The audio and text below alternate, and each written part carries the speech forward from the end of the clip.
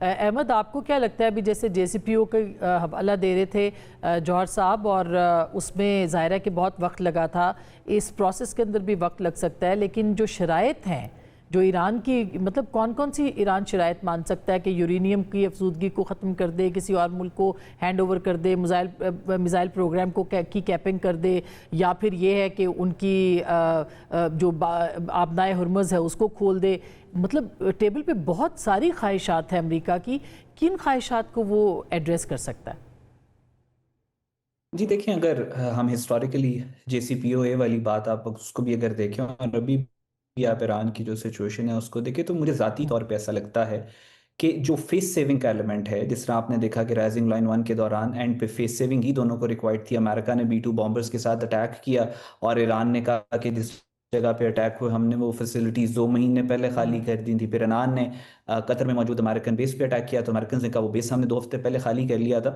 تو مجھے ایسا لگتا ہے کہ یہ وہ ٹریپ ہے کہ جس میں ہم فیس سیونگ، ایران بھی اور یو ایس بھی، یہ دونوں اس وقت اپنی پبلک، امریکہ میں آپ کو نظر آتا ہے کہ مڈ ٹرم الیکشنز ہیں وہ سارا they need face saving publicly domestically, -18 اور پہ ایران ریٹنگ کے چلی اندر بھی گئی ہے، publicly approval rating, domestically face ہاں سیونگ۔ بالکل، پریزیڈنٹ ٹرمپ کی آج جو آئی ہے تھوڑی دیر پہلے، اپروول ریٹنگ -18 پہ ہے، بہت ہی غیر مقبول۔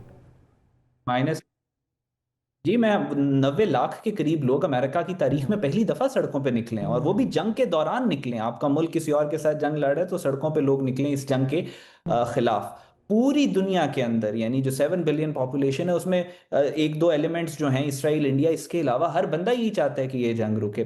دوسری بات یہ ایران والی، میں آپ کے ساتھ یہ کہہ رہا تھا کہ ایران کو بھی اپنی ڈومیسٹک آڈینس کے لیے وہ بہت زیادہ ان چیزوں کے اوپر وہ بات چل گئی۔ جہاں تک نیوکلیئر کی بات ہے، جب جے سی پی او اے کی بات ہوئی تھی تب بھی ایران واز ویری فلیکسیبل، اور ایران ابھی بھی جب عمان میں مذاکرات ہو رہے تھے تو ایران نے کافی فلیکسیبلٹی شو کی تھی۔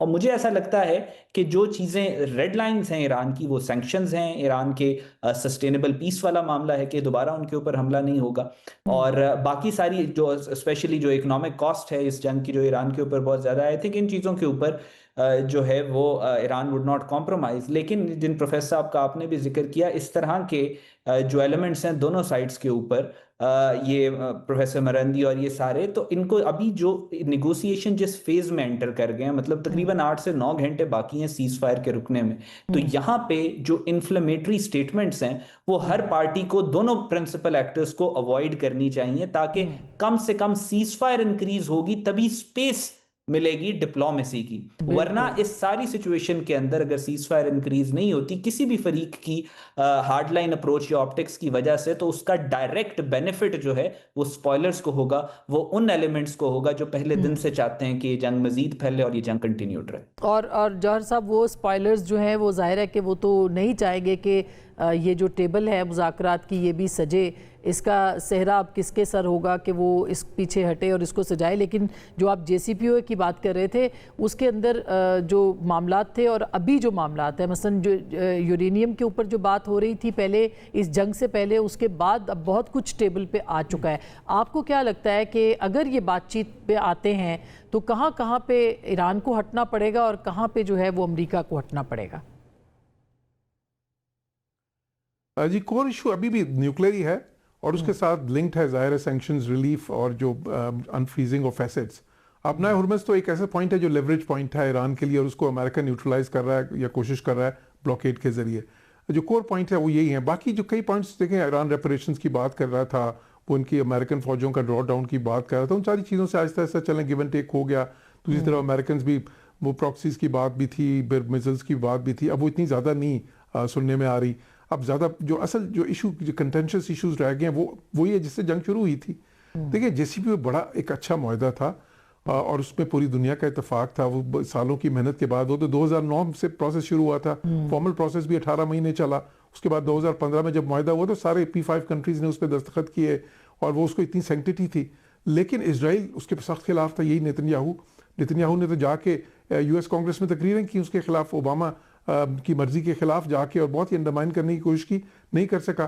ٹرمپ کے دور میں آ کے پھر جو ہے نا وہ کوشش کی، اور ٹرمپ نے کیونکہ ایشورنس دی ہوئی تھی اس وقت تو وڈرا کیا۔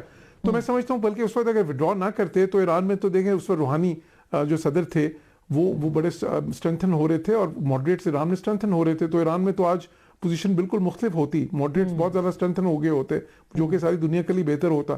खैर उस बहस में नहीं जाते, लेकिन जब टर्म्स की बात करते हैं तो अब जो अमेरिका चाहता है वो उससे आगे चाहता है, जो कि उनको शायद मिल भी जाए। और लेकिन यही कुछ इस किस्म की मिलती जुलती टर्म्स शायद उनको इससे पहले भी ये जो अगर मुज़ाकरात करते तो उसमें भी शायद मिल जाती। जो है अभी जो है ये 0% इनरिचमेंट चाहते हैं, उसमें 3.67 थी, क्योंकि इजरायलीज का ये ख्याल था कि जी अगर इनको कुछ भी इनरिचमेंट की इजाज़त हुई तो ये एक कहीं ना कहीं से लूप होल तलाश करके बॉम्ब बना लेंगे। ये उनका एक फेयर है, वो एग्जिस्टेंशियलिस्ट थ्रेट समझते हैं ईरान को अपने लिए। तो वो और फिर जो देखिए नेतन्याहू की सारी सियासत जो है वो कॉन्फ्लिक्ट्स पे चलती है, एक कॉन्फ्लिक्ट से दूसरा कॉन्फ्लिक्ट, तीसरा कॉन्फ्लिक्ट, चौथा। एक बड़ी इंटरेस्टिंग थ्योरी है इजराइल की, वो थ्योरी है मो द ग्रास। मो द ग्रास ये थ्योरी है कि जी ये जो हमारे दुश्मन हैं सारे, जिनको वो बहुत सारे मुल्कों को अपना दुश्मन समझते हैं, उनको वक्तन फवक्तन जो है ना, ये बहुत सारे ग्रुप्स जिनको अपना दुश्मन समझते हैं, उनको वक्तन फवक्तन उनसे कॉन्फ्लिक्ट करें और उनको जो है ना काफ़ी ज़्यादा डैमेज करें। ये एक वो परसिस्टेंट स्ट्रेटजी बहुत सालों से उनकी, अभी भी उसी पे कारबंद है वो। ईरान की देखें सारी जो हिजबुल्लाह को किया, हमास को किया, इवन होतीस को अमेरिकन के ज़रिए उन्होंने बॉम्बिंग करवाई। फिर उसके बाद देखें ये जितने मुल्क अभी भी देखें लेबनान में क्या कर रहे हैं, सीरिया में क्या किया, वहाँ पे ज़ाहिर उनकी जो ईरान सपोर्टेड हुकूमत ही चेंज कराई, फिर ईरान को अब उसी तरह डैमेज कर रहे हैं। तो उनकी तो है, उनको तो अच्छा, फिर उनको तो ये सूट करता है कि जंग भी चलती रहे। क्यों? वो इसलिए चाहते हैं ये जंग चलती रहे क्योंकि उनको पता है कि ये मौका अब उनको दोबारा नहीं मिलेगा। 30 साल के बाद एक अमेरिकी सदर जो है माना है जंग करने के लिए, और वो भी एक बार नहीं दूसरी बार भी माना है, उसके बाद वो दोबारा नहीं करेगा ये सदर भी। तो फिर उसके बाद आने वाला सदर कहाँ करेगा? तो इसलिए वो चाहते हैं कि इस बार मैक्सिमम डैमेज जो इन्फ्लिक्ट कर सके ईरान पे वो करें। लेकिन वो चाहते हैं कि ये जंग थोड़ी और चले इस वक्त ना। बिल्कुल बिल्कुल। क्विकली खालिद साहब, आपको लगता है कि बहुत सारे लोग ये कह रहे हैं कि अब अमेरिका दोबारा हमला नहीं कर सकता, क्योंकि एक तो पॉपुलैरिटी नहीं है, इस जंग के खिलाफ बहुत लोग हैं, खुद कांग्रेस के अंदर बहुत बेचैनी है, हुकूमत के एडमिनिस्ट्रेशन के अंदर है। जो ये मिरर की स्टोरी में पढ़ रही थी जिसमें उन्होंने कहा जी वो कोड मांग रहे थे और उनका जौहरी तवानाई का कोड, और उसको उनको इनकार किया जनरल ने, अमरीकी जनरल ने। तो आपको लगता है कि ये हमला करना आसान होगा दोबारा ईरान के ऊपर? देखिए, हमला तो एक चॉइस है ना, आप जिस दिन मर्जी कर दें। जैसे हिंदुस्तान अगर कहता है ऑपरेशन सिंदूर 2 करना है अभी, तो वो जब मर्जी कर दें। जब आप हमला करते हैं तो आपने फिर टेक होम कुछ दिखाना होता है, वॉर ट्रॉफी दिखानी जरूरी होती है, नंबर 1। अब जो मिलिट्री माइट अमेरिका ने 40 दिन इस्तेमाल किया, जितना भी आप पढ़ते हैं, तमाम की तमाम पढ़ने के बाद मैं ये कह सकता हूं कि क्या इन्होंने कोई ऐसी चीज की थी जो कहा कि नहीं वो पार्ट 2 के लिए रखते हैं? अमेरिका ऑल आउट आया है, 11 एयरक्राफ्ट कैरियर में से 2 लाया, दोनों डैमेज हुए, पुल बैक कर लिए।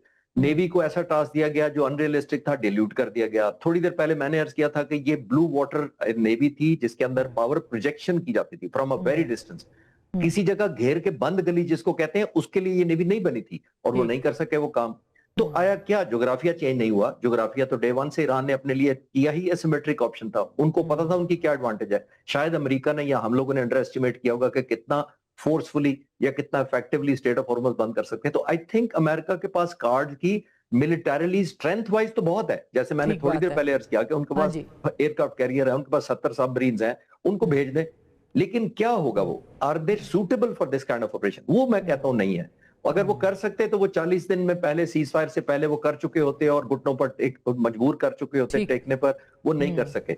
डिस्ट्रक्शन अभी भी कर सकते हैं क्योंकि air control, air dominance America के पास है। उसके लिए पब्लिक ओपिनियन और ज्यादा खिलाफ हो जाएगी। अगर आप पब्लिक ब्रिजेस, सिविल इंफ्रास्ट्रक्चर को उड़ाना शुरू करके, तो पहले ही आपने कहा -18 चली गई रेटिंग, तो और कहां चली जाएगी? आई थिंक उनको ये भी परसेप्शन का भी ख्याल है। मेरा ख्याल है अमेरिकन प्रेसिडेंट से ज्यादा किसी को पब्लिक ओपिनियन की फिक्र इतनी नहीं रही, जिनकी इतने कॉन्शियस हैं पब्लिक इमेज के लोग, मुझे कैसा रिव्यू करते हैं। आई थिंक ये ऑब्लिगेशन है उन पर।